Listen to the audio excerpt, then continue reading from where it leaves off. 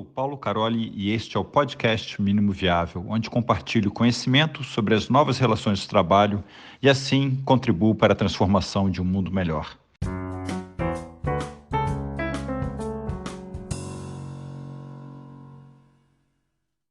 Pessoal, um prazer estar aqui com vocês. Quero falar aqui então sobre quando fazer uma Leanception. Bom, meu nome é Edson Lima, Edson Antônio de Lima.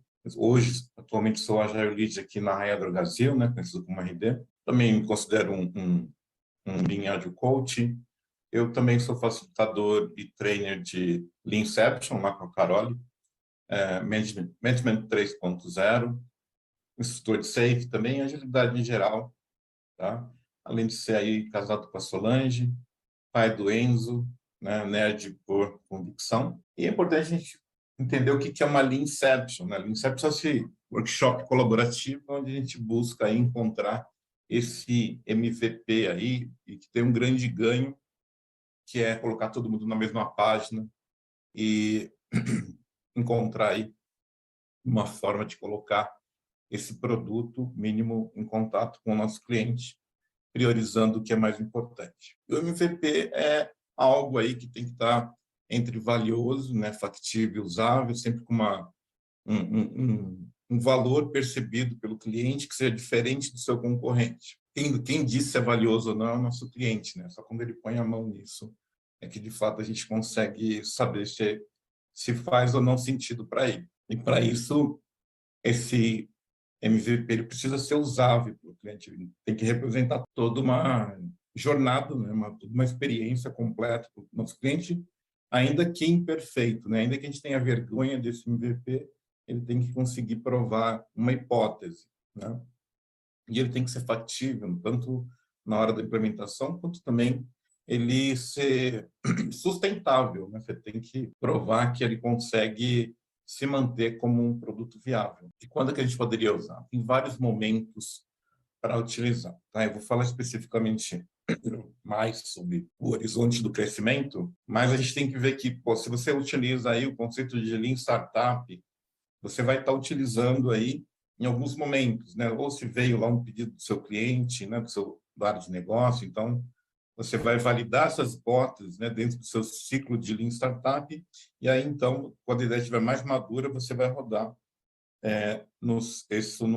rodar uma Leanception para achar esse MVP e colocar aí para a prova definitiva no seu cliente. Você pode também estar dentro do Lean Startup validando no processo de validação de experimentos, para daí rodar uma Leanception ou fazendo aí pesquisas com o seu usuário, rodando o ciclo de construir, medir e aprender, até ter aí um momento de definir um MVP para validar essa ideia. Processo de dual tracking, Você vai fazendo seu processo de discovery, em algum momento você vai, no final lá, na hora de definir, você faz uma Leanception, enquanto você continua rodando o seu desenvolvimento, E você pode ter vários insights durante o desenvolvimento que talvez gerem a necessidade de uma outra Inception. Dentro do diamante duplo também, e seria no segundo D ali, na parte de definir, no define, seria um ótimo momento onde você já está convergindo para daí sim você definir esse produto mínimo viável. Um processo de Business Model Canvas, em seguida você aplicar uma Leanception para ver qual é esse mínimo, ou seja, você define esse negócio para em seguida você tá rodando uma Leanception, você teria um canvas do BMG e também um canvas do MVP, onde você tem a sua hipótese e como é que você vai estar validando isso, E também eu adicionei aqui, imaginando um portfólio Kanban, um Kanban portfólio, Kanban de iniciativas, Ali onde você tem o momento do analyzing, do analisando, Aqui eu acho um ótimo momento de você estar aí sim rodando o MVP, porque você já fez todo um trabalho de coletar ideias de várias origens, Fazer uma avaliação, às vezes, binária, priorizar, ver se é viável aquela ideia, refinar mais aquela ideia, aí sim você está trabalhando aí em identificar esse MVP mínimo para aí você passar para uma implementação, E agora, falando especificamente dos horizontes do crescimento, Bom, o horizonte de crescimento ele verifica aí 3 horizontes, né? O horizonte 1, que é o que você, o seu BAU, né? O que você faz, a sua vaca leiteira, né? O que você já está estabelecido, né? Você já está fazendo isso, o seu produto principal é de onde o seu dinheiro vem, né? Normalmente você tem um investimento aí em torno de 70%, né, aqui para, né, para manter esse horizonte 1. É o seu produto aí que mantém. Só que o que te trouxe até aqui talvez não te garanta o futuro. Então, você tem que estar olhando um pouco mais para frente, ainda em cima do seu produto, talvez um novo mercado para ele, novas funcionalidades. Aí você começa a investir aí em torno, sei lá, 20%, olhando um pouco mais para frente, alguns anos à frente aí, né, para evoluindo o seu produto, pensando aí nos seus concorrentes, tá? Enquanto no Horizonte 1 é muito focado na melhoria operacional, né, melhoria dos processos. Mesmo olhando um pouco para frente, ainda você tem um risco, porque hoje em dia os seus concorrentes aparecem de qualquer lugar, né? Você não necessariamente do seu nicho de mercado, você pode ter um concorrente inesperado com um produto disruptivo que pode acabar com o seu negócio, né? E então você tem que estar olhando mais para frente ainda, para, né, tentando antecipar essas tendências, buscando não só novos mercados, mas também talvez novos produtos, um produto que nós chamaríamos aí de disruptivo, né? Tem uma máxima que fala o seguinte, né? Se alguém vai matar o meu negócio, né, que seja eu. Essa é a ideia, né, de um empreendedor que consegue conceber produtos disruptivos ou que tenha coragem de, né, buscar esses produtos disruptivos. Alguns empreendedores não têm essa coragem, né? Alguns nem estão mais no mercado, né? Teve aquele receio de canibalizar o seu próprio negócio, e aí alguém fez isso por ele, né? Até um pouco forma lúdica que a gente entender um pouco mais esses horizontes do crescimento. Vamos imaginar que no horizonte 1, né, ninguém andava de cavalo. Um dia eu tive uma ideia, comecei a criar cavalo para as pessoas montarem, né, cavalo, andarem de cavalo, aí, percorrerem longas distâncias com cavalo. Só que daí esse mercado foi tomado por outros criadores de cavalo, e aí todo mundo criava cavalo. E aí eu comecei a, em algum momento, pensar assim, bom, como é que eu otimizo esse fluxo? Como é que eu consigo colocar um cavalo mais rápido no mercado? Né? Como é que eu consigo treinar mais cavalo com menos pessoas? Eu busco aí, todo momento aí no meu processo de vaca leiteira, aí, como é que eu otimizo o meu processo. Só que eu estou preocupado porque pode ser que algum dia alguém crie alguma coisa para o cavalo que eu fique sem mercado. E pode ser que daí eu comece a explorar como é que eu aumento o valor, né, do cavalo. Aí alguém, né, comecei a inventar um negócio chamado roda. Eu pensei em colocar uma carroça amarrada no cavalo. E isso aí bombou, né, estourou. O pessoal usou muito isso aí do cavalo puxando uma carroça, até que o momento aí isso vai se tornar também aí não vai ser mais um diferencial, né? E aí eu vou ter que pensar isso também, mas agora eu estou investindo nisso para um longo prazo aí começar a trabalhar com carroças e começa a ter um resultado já bem interessante. Mas eu estou preocupado que algum dia isso também vai ter muita concorrência.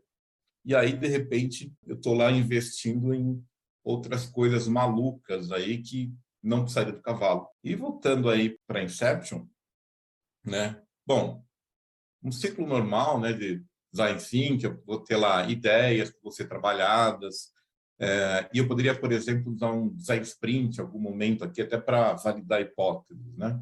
E aí sim eu poderia estar rodando uma Inception para definir um produto mínimo viável para daí implementar com algum framework ágil. E isso, pensando aí nos 3 horizontes, como é que poderia ficar, pessoal? Esse que é o ponto aqui. Um horizonte 3 é uma coisa assim, vou ter várias ideias, várias opções, e muitas delas não vão se mostrar suficientes para rodar um MVP, né? Então, aqui eu vou estar fazendo muita pesquisa, tentando levantar hipóteses, vendo quais que fazem sentido, talvez aí fazendo algumas experiências, além de pesquisas, um pouco de design sprint, né, tentando encontrar qual que é o maior ponto de dor, de contato, como é que isso o que solução que eu posso dar para esse ponto, né? Experimentando e descartando opções que não necessariamente elas vão vingar. Então, aqui, eu diria que a gente tem muito mais um processo de descobrimento do que um processo de definição. Então, aqui você vai ter, sim, Leanception, mas só para aquelas ideias que se mostraram viáveis assim, para seguir, né, num processo de MVP. Tá? Então, aqui é muito mais, por exemplo, né, design sprint, algumas outras técnicas aí. Já no Horizonte 2, né, já são coisas aqui que é um produto que você já tem, né? Não é uma coisa disruptiva, assim. Muito daqui você vai acabar levando para frente. Talvez até tenha um equilíbrio aqui, né? Entre o que eu estou fazendo, por exemplo, em design sprint, fechando hipóteses aí, além de outras técnicas, tá? Você quer só um exemplo, e aí usando Leanceptions aí para criar, de fato, MVPs, tá? Aí você começa a ter mais um equilíbrio. Só que quando a gente fala no Horizonte 1, você vai ter muito pouco sobre levantamento de hipóteses, assim, de fato, como hipóteses de coisas inovadoras, embora nada impeça que você tenha alguma coisa sobre isso, mas é uma quantidade bem menor, provavelmente. E mesmo a Leanception, ela talvez comece a não fazer muito sentido. Se você, de fato, utilizar a Leanception para definir um MVP, porque você quer validar uma hipótese, né? Porque aqui são coisas que são bem mais previsíveis, né? São mais requisitos do que hipóteses, né? Como diria o Fábio Aguiar, lá do PBB. E nesse ponto aí que você talvez esteja utilizando menos dessas Leanceptions aí.